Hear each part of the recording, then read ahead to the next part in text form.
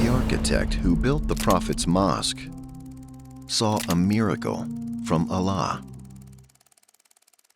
Egyptian engineer and architect Dr. Mohammed Kamal Ismail, who was born in 1908 and sadly passed away in 2008, was the first engineer who took on the planning and implementation of the mosque expansion projects in Mecca and Medina. He exceeded the age of 100, which he spent in the service of the two holiest mosques, far from the media limelight, fame, and money. King Fahad and Bin Laden Company tried their best to pay Dr. Mohammed Ismail for his engineering design and architectural supervision, but he refused despite their best efforts. When he returned a check for millions of dollars, he told them, "Why should I accept money for my work at the two most sacred mosques? How will I face Allah on the Day of Judgment?"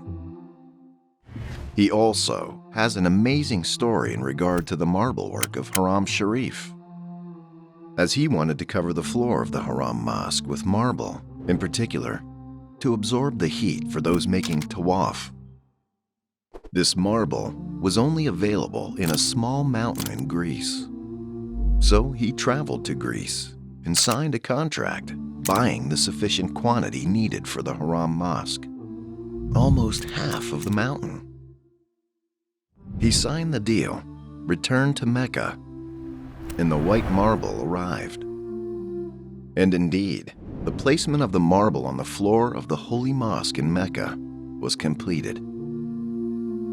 After 15 years, the Saudi government asked him to place a similar type of marble in the Holy Mosque in Medina. So engineer Mohammed Kamal said, "When the king asked me to cover the Prophet's mosque too with the same marble, I got very confused, because there was only one place on earth to get this type of marble, which was Greece. And I had already bought half of what they had available at the time." But Kamal decided to go to the same company in Greece and meet the CEO, which he did. Once he arrived, he asked him about the remaining quantity of the marble. The CEO said that it had been sold immediately after you left 15 years ago. So Kamal became very sad.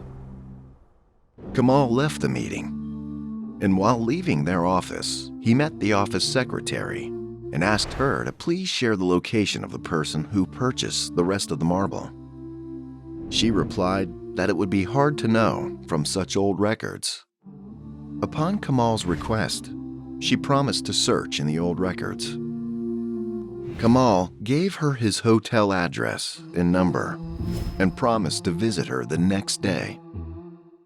Kamal said to himself while leaving the office, "Why do I want to know who bought it?" The next day, a few hours before leaving to the airport, Kamal received a phone call from the secretary saying that she had found the address of the buyer.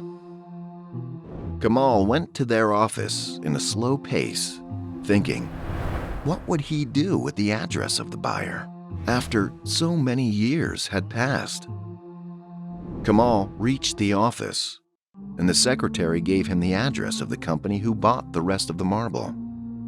Kamal said that his heart pulsated and pounded deeply the moment he discovered that the company which bought the marble was a Saudi company.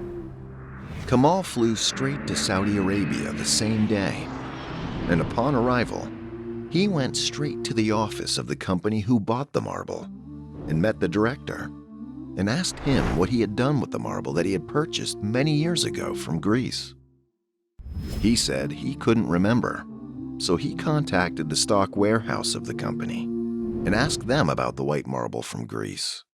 And they told him that all the quantity is available and was never used. Kamal started crying heavily and further narrated the full story to the owner of the company. Kamal gave the owner a blank check and asked him to write the amount you want. When the owner came to know that the marble was for the Mosque of the Holy Prophet, he peace be upon him. He said, "I will not accept 1 rial. Allah made me purchase this marble and to forget about it. It was meant to be used for the mosque of the Holy Prophet, peace be upon him."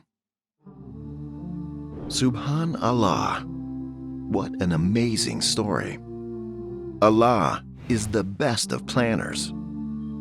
May Allah bless Kamal, the highest level in paradise. Amen. Are you tired of all these annoying ads on YouTube? Are you worried that a haram video might pop up? Well, the One Islam TV app is here to solve these problems, inshallah.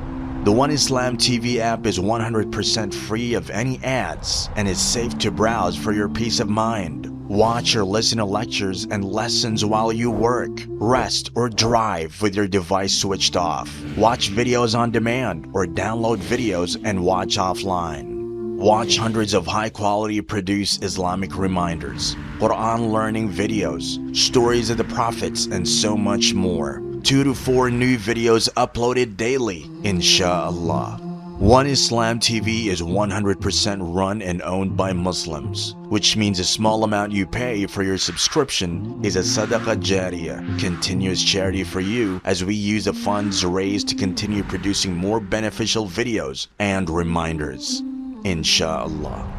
The One Islam TV app is now available on Apple devices, Apple TV, Android devices, Android TV, Amazon Fire TV, and Roku, so you can watch on most devices and smart TVs. Download now for a free 7-day trial.